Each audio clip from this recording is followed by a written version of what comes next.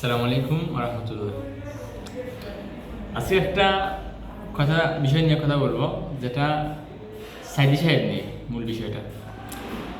যখন আগস্ট মাসে গত বছর, সম্ভবত গত বছর এর আগের বছর আগস্ট মাসে যখন সাইদি সাহেব ইন্তেকাল করেন, তখন সিলেটে ভূমিকম্প হয়েছিল।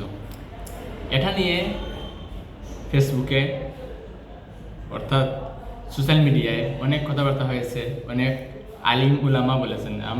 এমনকি আমি নিজের কানেও শুনেছি যে সাইদি সাহেব ইন্তেকাল করায় আল্লাহ সারা বাংলাদেশে ভূমিকম্প দিয়েছেন।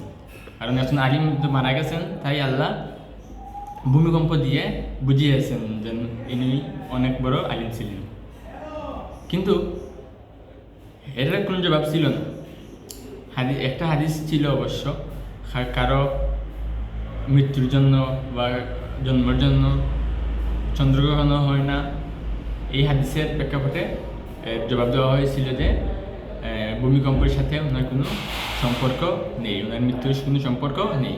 কিন্তু আজ বিষয় হচ্ছে যারা বলেছেন, জামাত এবং শিবিরের লোকেরা যারা এই কথাটা বলেছেন, তাদের উদ্দেশ্যে তাদের জবাব, যেহেতু রাজনৈতিক বিষয়ে উনি রাজনৈতিক দলের পলিটিশিয়ান, এজন্য রাজনৈতিকভাবে এর প্রমাণটা দিচ্ছি, উল্টো প্রমাণ যেটা সেটা বলছি আজকে। দেখেন, সেই দিন আজ ডিসেম্বর মাস চলতেছে, গত কয়েকদিন আগে, গত সপ্তাহে যেদিন শেখ হাসিনার মামলা হয়, রায় হয়। কিসের রায়?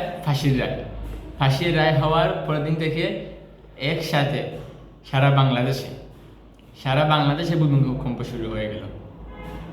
শেখ হাসিনা রায়ের পর, ফাঁসির রায়ের পর সারা বাংলাদেশে, এমনকি একদিনও নয়, 4 দিন সারা বাংলাদেশে ভূমিকম্প হয়েছে। এখন বলেন, জামাত এবং শিবিরের লোকেরা, আমি জামাত ইসলামী বলছি না এবং ইসলামী ছাত্র শিবিরও বলছি না, শুধু জামাত এবং শিবির বলছি, কারণ এদের নাম থেকে ইসলাম অলরেডি মৌখিকভাবে কেটে গেছে।